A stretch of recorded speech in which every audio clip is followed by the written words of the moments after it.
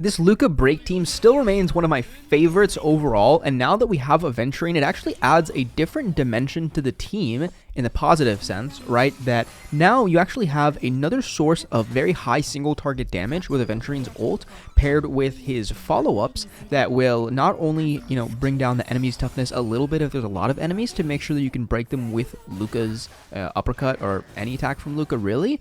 And if it's against a single target enemy, like how we're going to see in AVENTURINE in the second phase, then you're going to see how when all the follow-ups stack on a single target, it's actually a ton of toughness damage as well.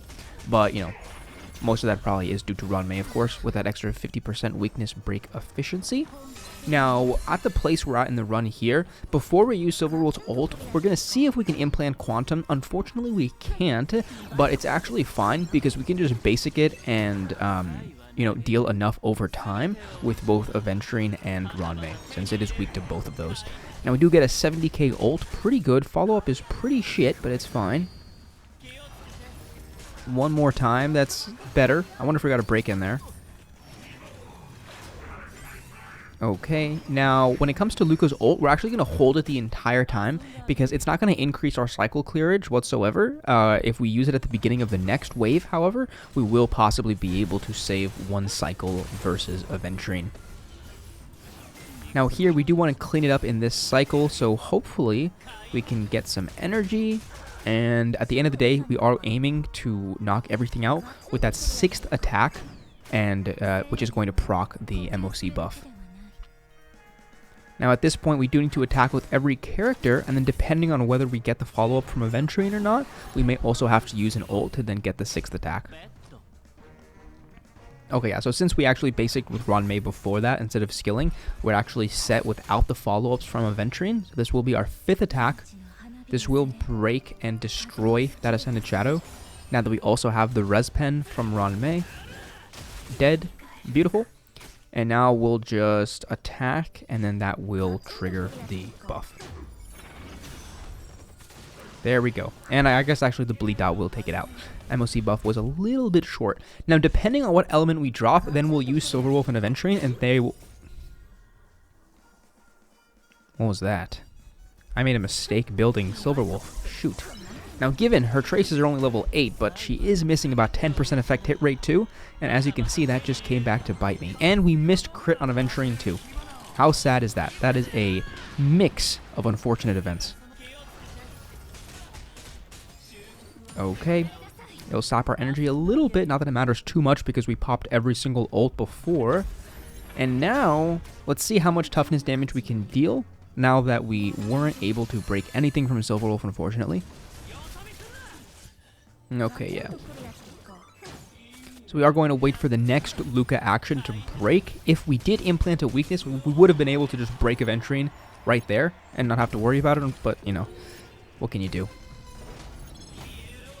AVENTURINE lost, and he's kind of low on health here. Kind of scary, but it should be fine as long as we can get his turn back up. And we should be able to, considering that we're going to break AVENTURINE. Ooh. Okay. Get the ult up for the next wave. I actually popped it right now because I'm actually not sure if it increases the dot break. That is something I have to check. I'm not sure if that is snapshotted based off when he applies it or when it's, just taken. That's something to check in the future. Okay, so now here is just a random attack. The bleed dot will once again get rid of that last 5-6%. And then let's see how we approach this second side. If we play it correctly, we can actually break him before he ever makes us gamble. That is the optimal and the ideal scenario. But it all depends on Silverwolf. Okay, so since she dropped Imaginary, it's actually possible. Quantum would have been possible too, actually. It doesn't really make a difference.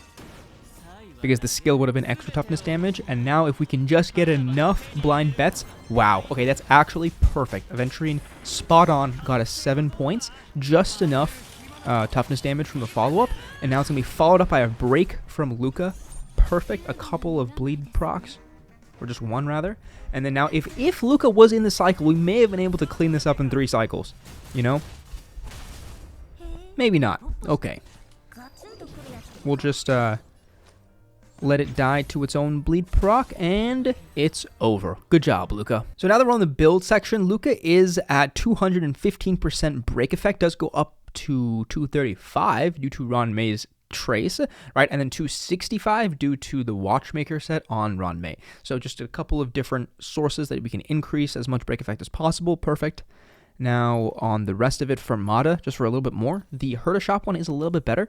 We're on a 2-piece break effect and just 2-piece, extra, whatever I had that had the most break effect, and Talia, of course.